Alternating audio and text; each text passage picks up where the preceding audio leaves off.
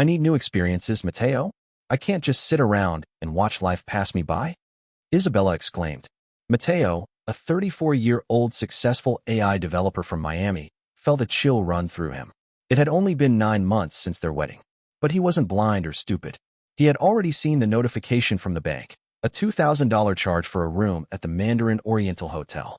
A room he had booked as a surprise for their anniversary. A month away. Someone had changed the date. And it wasn't him. Mateo, at 34, operated on data. As a lead AI developer for a major Miami fintech firm, his entire life was built on identifying patterns and acting on anomalies. He saw the world in systems, and for the last 2 years, the most important system in his life had been Isabella. 9 months into their marriage, they were the image of Miami's success. Isabella, 28, was a star in the volatile world of crypto marketing. She was the energy, the fire, the one who captivated rooms with bold strategies and a smile that could disarm investors. Mateo, grounded and methodical, was the quiet force who supported her ambitions. He admired her drive. It was what had drawn him to her at that tech conference. He provided the stability. She brought the thrill. He funded their life. His salary, a significant 6-figure sum, went directly into their joint account, covering their high-rise apartment overlooking Biscayne Bay and her expensive tastes. She contributed what she could from her commission-based job. Mateo didn't mind. He was building a foundation for their future. The first anomaly appeared 2 months ago. The networking events and team dinners began stretching later and later. 10 p.m. became midnight, then 2 a.m. Her phone, once casually left on the kitchen counter, was now permanently screened down or clutched in her hand. Matt, this is for us, she'd said, her voice sharp, when he mentioned he missed their quiet evenings. This crypto boom is a wave. I have to ride it. I can't do that from our couch. Mateo, a man of logic, accepted the reasoning. Ambition required sacrifice, but his internal systems flagged the change in her tone. It wasn't ambitious, it was defensive. Then came the argument, last week. It exploded out of nowhere after he suggested a quiet weekend away. I need new excitement, Mateo, she'd yelled, pacing the living room. I'm 28. I can't just sit here and watch life pass by. I need to live. His blood had run cold. Is life with me not living? I can't be bored, Matt. I can't. The word bored echoed. It was another anomaly, a data point that didn't fit. Tonight was a Tuesday. Isabella was at another critical client dinner that couldn't be missed. Mateo was at his desk, debugging a predictive algorithm, when his mind drifted to their 1-year anniversary, just a month away. He'd already planned the surprise, a full weekend at the Mandarin Oriental, in a suite with a private balcony overlooking the water. He'd booked it weeks ago, paid in full. He opened his primary bank app, the one tied to his personal checking, just to look at the upcoming expense. A notification at the top of the screen made him pause. A new, posted transaction. Mandarin Oriental Miami. Charge, $2,180. 50, posted, November 1st. He froze. That was the exact amount. But the stay was for December. He thought it was a system error, perhaps the hotel processing the payment early. He pulled up the original confirmation email from his inbox. Reservation number, 881G45. Date, December 12th. He clicked the Manage My Booking link in the email. The hotel website loaded. He entered his confirmation number and last name. The screen refreshed. His heart didn't sink, it clarified. The logic processed the data with cold precision. Status, checkout complete check-in. October 31st checkout, November 1st, 11:04 a.m. October 31st, yesterday. Halloween. The night she was at a mandatory corporate party that went until 3 a.m. Someone had accessed his reservation, his surprise, and changed the date. He looked at the charge again. $2,180. 50. He remembered her words from last week, ringing in his ears like a fire alarm. I need new excitement. Mateo didn't feel rage. He felt the cold, sharp focus of a problem that needed to be solved. This wasn't a marriage problem anymore. This was a breach. He closed the hotel window. He knew exactly where to look next. He opened the ledger for their joint bank account, the one he funded, the one she used for all her business expenses. He was no longer a husband.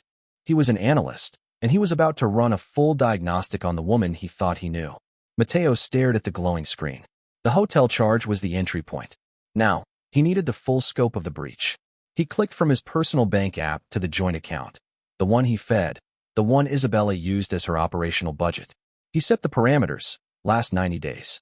At first, the data was just noise, the background static of their life. Groceries, gas, DoorDash. But as he scrolled, the pattern of her other life emerged.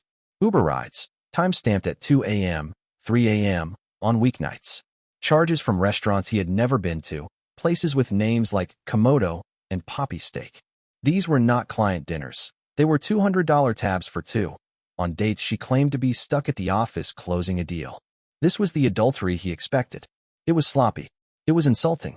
But it wasn't the critical threat. Mateo, the analyst, filtered out the noise. He was looking for the signal. He sorted the transactions by transfers and payments. And there it was. The signal. Clear, cold, and catastrophic. October 15th. Outgoing wire transfer. Recipient, J. Ruiz. Amount, $7,000. September 28th. Outgoing wire transfer. Recipient, J. Ruiz. Amount, $10,000. September 5th. Outgoing wire transfer. Recipient, J. Ruiz. Amount, $5,000. $22,000. Mateo cross-referenced the dates with his own calendar. September 5th. Isabella was in Austin for a crypto summit. September 28th. A last-minute team-building trip to New York. October 15th. A personal day she took to de-stress. She hadn't just been lying about where she was. She had been actively draining their account, his money, and wiring it to an unknown person. His hands were rock steady. His breathing was even. This was no longer a betrayal. It was a high-level security breach. He opened a new browser tab. J. Ruiz. He typed Javier Ruiz and Isabella Miami. The search results populated instantly. The first hit was LinkedIn. He clicked the link. The profile loaded. Javier Ruiz. Age, 35. Title, Creative Director at Crypto Solutions. Isabella's company. It wasn't an outside vendor. It wasn't a family emergency. It was an inside job. Mateo scrolled, absorbing the data. University of Miami. 10 years of marketing experience. He clicked on Javier's activity feed. He had liked every one of Isabella's professional posts for the last 6 months. Mateo opened another tab. Google search. Javier Ruiz Miami. He clicked Images. There were photos from corporate events. A Miami Tech Gala from May. In the background of one shot, Isabella and Javier were standing together, angled away from the group. Her hand was on his arm. His head was leaned in, his lips near her ear. The body language was undeniable. He kept digging. He found what he was looking for in less than 5 minutes. A wedding registry from the knot. Javier Ruiz and Sofia Ruiz. Dated 5 years ago. He clicked Sofia's name. Her Instagram profile was public. The bio read, wife to Ed Ruiz. Mom to Leo, 4, and Mia, 2. The most recent photo, posted just 3 days ago, showed the entire family at a local pumpkin patch. Javier was holding his daughter, smiling for the camera, the perfect picture of a family man. Mateo leaned back from the desk. The full picture materialized. His wife, Isabella, was not just having an affair. She was having an affair with a married colleague, a father of 2 young children. And she was financing him. She was stealing Mateo's money and giving it to her lover. The $22,000. The hotel. The constant lies. It was a conspiracy. Mateo's mind did not go to Heartbreak. It went to protocol. Contain the breach. Assess the damage. Execute the response. He began the methodical process of documentation.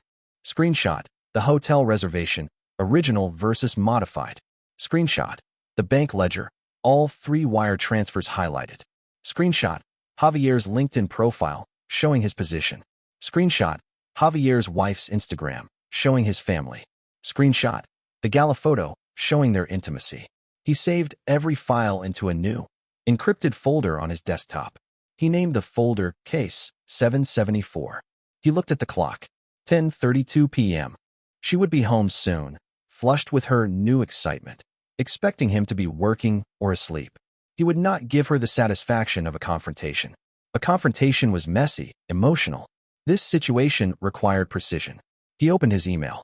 He searched his contacts for a name his old colleague had given him 2 years ago, after a brutal corporate separation. He's not a lawyer, his friend had said. He's a surgeon. David Ortega. Ortega Law. Mateo composed a new message. Subject, urgent consultation. Financial fraud and marital asset theft. Body, Mr. Ortega. My name is Mateo. I require an immediate appointment tomorrow. I have conclusive, documented evidence of systemic financial fraud, misuse of marital assets, and adultery. My objective is a fast, clean, and decisive separation. I have attached the preliminary evidence, password protected. Please confirm receipt and your earliest availability. He attached the encrypted Case 774 folder. He sent the email. Then, Matteo closed every tab. He cleared his browser history. He shut down his computer. He walked to the kitchen and poured a glass of cold water. He heard her key in the lock at 11:47 p.m. When Isabella walked in, Matteo was sitting on the couch in the dark, perfectly still, waiting. He was no longer a husband. He was a man with a strategy. Isabella stepped into the dark apartment. The silence was heavy. Wrong. Matt, why are you sitting in the dark? You scared me. Matteo hit the switch on the lamp beside his chair. The sudden, harsh light illuminated the small area around them, leaving the rest of the room in shadow. He didn't look at her. He looked at the laptop on the coffee table. Sit down, Isabella. His voice was flat, devoid of all emotion. It was the voice he used for high-stakes code reviews, not for his wife. I'm tired, Matt. It was a long night. It was, Matteo interrupted. Sit down. She hesitated, her confidence wavering. She slowly sat on the edge of the opposite couch, clutching her purse. What is this? This is an audit, Matteo said. He turned the laptop screen to face her. The hotel confirmation page was visible. Mandarin Oriental. Checkout, 11:04 a.m. Today. You seem to have enjoyed the anniversary present I booked for us. Isabella's face froze. The manufactured glow from her client dinner vanished. I don't know what that is. That must be a mistake. The only mistake was changing the reservation date from December 12th to October 31st, Matteo said, his voice cutting through her lie. You took my gift, Isabella, and you used it yesterday. Who was he? She recoiled, as if physically struck. How dare you? You're tracking me? This is insane. No, this is data. Matteo's tone did not change. You used my reservation, but you used our joint account to pay for room service, and for dinner at Komodo, and for the Uber that took you both there. The man you were with.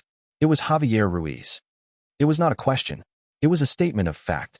Isabella's defense crumbled, replaced by a desperate panic. It's not. It's not what you think. Javier, he's just a friend. He was having a hard time. His wife. It was a mistake. One night. Matteo hit a key. The screen changed. The bank ledger, with 3 transactions highlighted in red, filled the display. Explain the data, Isabella. September 5th, $5,000. September 28th, $10,000. October 15th, $7,000. $22,000, wired from my account to Javier Ruiz. Explain. Was that also one mistake? Isabella stared at the numbers. There was no lie left. She broke. She fell forward, burying her face in her hands, and a dry sob escaped her. You don't understand. You don't understand what's happening. Then make me understand, Matteo said. Why are you stealing my money and giving it to your married lover? It's not for him, she cried, her voice muffled. She looked up, her face a mask of raw terror. It's for the company. He made a mistake. Matteo waited. The pieces were connecting. He manages one of the corporate crypto portfolios, she said, the words tumbling out. He made a bad trade. A stupid, leveraged trade. He lost it all. He lost over $50,000 of company money. Matteo's blood ran cold. This was not adultery. This was a crime. The quarterly audit is next week, she whispered. He was going to be exposed. He would lose his job, Matteo. He would go to jail for embezzlement. He has a family. He was desperate. So you decided to help him, Matteo stated. You decided to steal from me to cover up his financial fraud. You made me an accomplice. No, it was just a loan. Just until he could fix it, pay it back before anyone noticed. I was helping him. I love him, Matteo. I didn't mean to, but I do. The admission, I love him, hung in the air. It was the final data point. Matteo processed it. The betrayal wasn't just emotional. It was legal. It was financial. She had exposed him, his name, his assets, to a criminal conspiracy. You love him, Matteo repeated, tonelessly. He stood up. Matteo, please, she begged, scrambling to her feet. Please, I was scared. I'll pay you back. I'll end it with him. I'll do anything. Please don't do this. Do what? Matteo said. Don't tell anyone. Please, Matt. You'll ruin me. They'll charge me. I'll go to jail with him. My career. Matteo looked at her. He saw a stranger. A liability. You should have thought of that before you wired the money. He picked up his phone from the table. What are you doing? She asked, her voice high with panic. I already emailed my lawyer, Mateo said, turning to face her. David Ortega. He has everything. Case 774. The hotel reservation. The wire transfers. The screenshots of Javier's profile, his wife, his children. He has the full audit. The color drained from her face again. This was a new, deeper terror. You sent it? No. Mateo, no. Please, you can unsend it. Please. You are destroying my life. You destroyed our life, Mateo said. You destroyed it when you lied. You destroyed it when you cheated. And you buried it when you made me a part of your crime. He walked to the front door and grabbed his keys. The apartment is in my name, purchased before we were married. Mr. Ortega confirms it is my sole property. You have 24 hours. Pack a bag. Be gone by the time I return tomorrow night. Where are you going? She whispered, tears streaming down her face. I'm going to a hotel, Mateo said. A clean one. He opened the door, walked out, and locked it behind him, leaving her alone in the silence of the compromised system. Mateo did not go to a hotel. Not yet.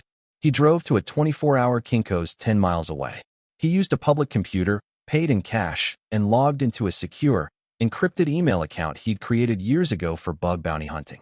He had a strategy. His lawyer, Ortega, would handle the divorce. That was the cleanup. But Mateo's job was containment and resolution.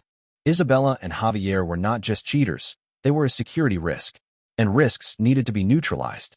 He prepared 2 separate information packets. Packet 1, addressed to the CEO and the head of legal at Crypto Solutions. Subject, urgent, financial embezzlement, and C-suite ethical breach. The message was sterile, anonymous. To the board, an external audit has revealed significant financial irregularities and ethical violations.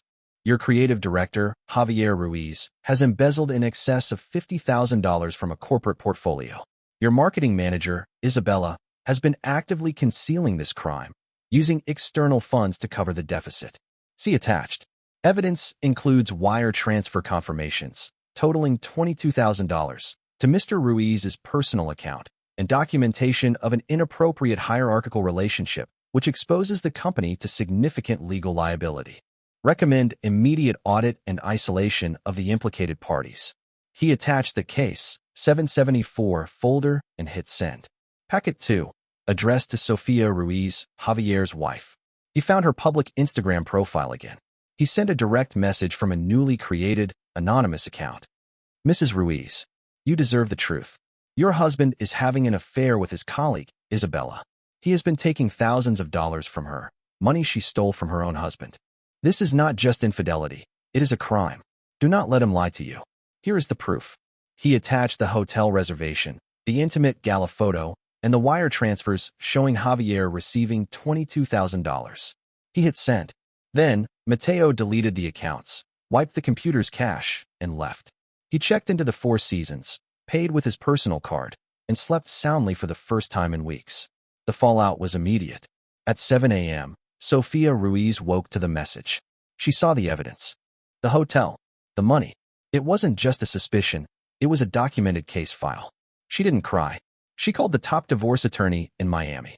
By 8 a.m., she was filing for an emergency divorce and a motion to freeze all marital assets, citing financial malfeasance and adultery. At 8:15 a.m., the CEO of Crypto Solutions opened Mateo's email. He immediately called his head of legal. By 8:30 a.m., a silent, high-priority lockdown was placed on Javier's and Isabella's network accounts. By 8:45 a.m., an emergency internal audit was underway. The auditors found the $50,000 deficit in Javier's portfolio within minutes. In the apartment, Isabella had been frantically calling Javier all night. He hadn't answered. She was surrounded by suitcases, her mind racing. He wouldn't dare. He wouldn't do it. He loves me. This is a scare tactic. She tried to log into her work email to warn Javier. Access denied. Her blood ran cold. She tried to log into Slack. Account deactivated. Her phone rang. It was HR, Isabella. This is Cynthia. We need you to come into the office immediately. A meeting has been called with legal. The voice was flat, administrative. What? What is this about? The meeting is mandatory, Isabella. We will see you in 30 minutes. The line clicked dead. Javier arrived at the office at 9:02 a.m. His keycard didn't work. Two security guards and the head of HR were waiting for him in the lobby. Javier, please come with us. He was escorted not to his office, but to a windowless conference room. The CEO, the head of legal, and two men he didn't recognize, the internal auditors, were waiting. The wire transfers were printed on the table. Javier, the CEO began, his voice like ice. Can you explain the $50,000 hole in the Delta portfolio? At the same time, Isabella was shown into a different conference room. HR and a corporate lawyer were waiting. Isabella, the lawyer began. Were you aware that Javier Ruiz had misappropriated company funds? I don't know. We have evidence of 3 wire transfers from an external account, your husband's, to Mr. Ruiz's personal account, an act identified as a conspiracy to conceal fraud. Do you have anything to say? Isabella had nothing. The affair was irrelevant. This was a criminal matter. She was fired on the spot for gross misconduct and her role in concealing financial fraud. Javier was fired for embezzlement. As Isabella was being escorted out with a box of her desk items, she saw Javier being escorted out in handcuffs. The company was pressing full criminal charges. She stood on the sidewalk, stunned. Her phone buzzed. It was Javier's wife, Sophia. I hope he was worth it, Sophia's voice said, trembling with cold rage. My lawyer has the bank transfers. You can tell your story to the police. Stay away from my family. The call ended. Isabella stood in the Miami heat, homeless, jobless, and now a person of interest in a criminal investigation. The new excitement she craved had arrived, and it had cost her absolutely everything. Mateo returned to the apartment the next evening. It was sterile, empty. Isabella was gone. All that remained were her designer shopping bags, stuffed with clothes she couldn't fit into her suitcases. He put them in the building's donation bin. His meeting with David Ortega was brief. The case is ironclad, Ortega said, reviewing the file. She has zero leverage. The proof of fraud and dissipation of marital assets is absolute.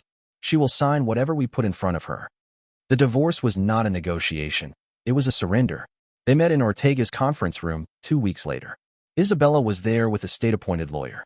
She had lost her job, her home, and now her name.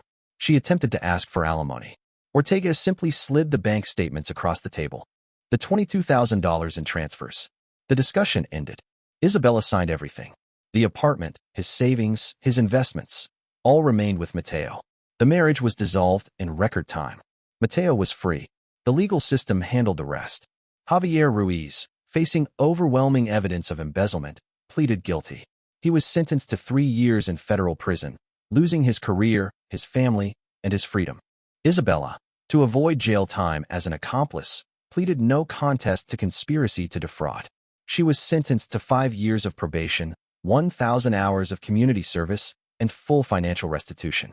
She was blacklisted, her name toxic in the Miami tech world she had tried so hard to conquer. For Mateo, the breach was contained. Now, it was time to rebuild the system. He sold the apartment. The data associated with it was corrupted. He resigned from his job. He had a new purpose. 6 months later, he launched his own startup, Fortress Financial AI. His experience with Isabella had given him a unique insight. He built a new algorithm, not to predict market trends, but to detect internal threats, embezzlement, high-risk employee behavior, and financial infidelity within corporate accounts. His system was revolutionary. It flagged anomalies that others missed. He was no longer just a developer. He was a founder, a CEO. 1 year after the divorce, Mateo was the keynote speaker at a tech security summit in Austin. He spoke about trust and verification, the new logic of digital finance. After his presentation, a woman approached him. Her name was Sophia. She was a systems architect with a background in ethical hacking. Your model is impressive, mister, she said, checking her notes. Mateo, just Mateo. Their conversation wasn't about crypto or parties or the thrill of the boom. It was about code, about building secure systems, and about mutual respect. It was not fire, it was foundation. Mateo's new life was built on the lessons of the old. It was quieter, stronger, and entirely his. He eventually heard that Isabella was working as a waitress at a diner off the highway, her probation officer checking her meager paychecks. The new excitement she had chased had led her to a life of true, inescapable monotony. Mateo learned that excitement doesn't come from breaking the rules. It comes from building things that last. He had faced betrayal not with chaotic emotion, but with cold, decisive action. He didn't just get revenge, he enforced consequences. He hadn't just survived the breach, he had upgraded his entire operating system. And in this new version of his life, there were no vulnerabilities. He was, finally, secure.